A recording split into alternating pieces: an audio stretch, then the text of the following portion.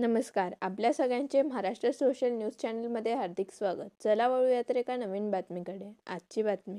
धुळे जिल्ह्यात अवकाळी पाऊस व गारपिटीमुळे रब्बी पिकाचे मोठे नुकसान झाले आहे. या पार्श्वभूमीवर पालकमंत्री जयकुमार रावल यांनी शिंदखेडा धुळे व साक्री तालुक्यातील गावांना भेट देत शेतात जाऊन नुकसानीची पाहणी केली व शेतकऱ्यांशी संवाद साधला. एकही नुकसानग्रस्त शेतकरी मदतीपासून वंचित राहणार नाही असा विश्वास देत त्यांनी प्रशासनाला तातडीने पंचनामे करण्याचे आदेश दिले. जिल्हा प्रशासनाने युद्ध पातळीवर काम सुरू केले असून नुकसानग्रस्त शेतकऱ्यांना लवकरच मदत मिळणार असल्याचे सांगण्यात आले.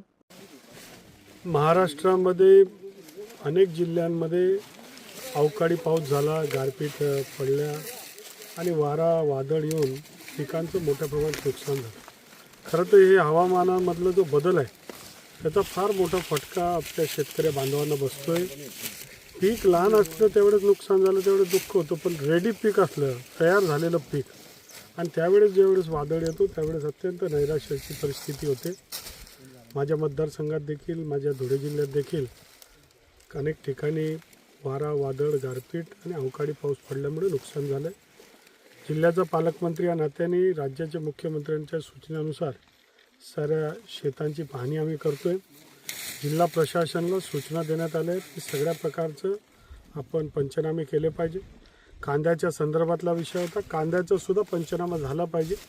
पंचनामा करून त्यांना योग्य असा मोबदला हे सरकार देणार, कारण हे भाजप प्रणित महायुतीचं सरकार हे शेतकऱ्यांचा केंद्रबिंदू ठेवून काम करणारं सरकार आहे. मागच्या काळामध्ये मोफत वीज बिल असेल, कर्जमाफी असेल, अनेक योजना घेत असतो.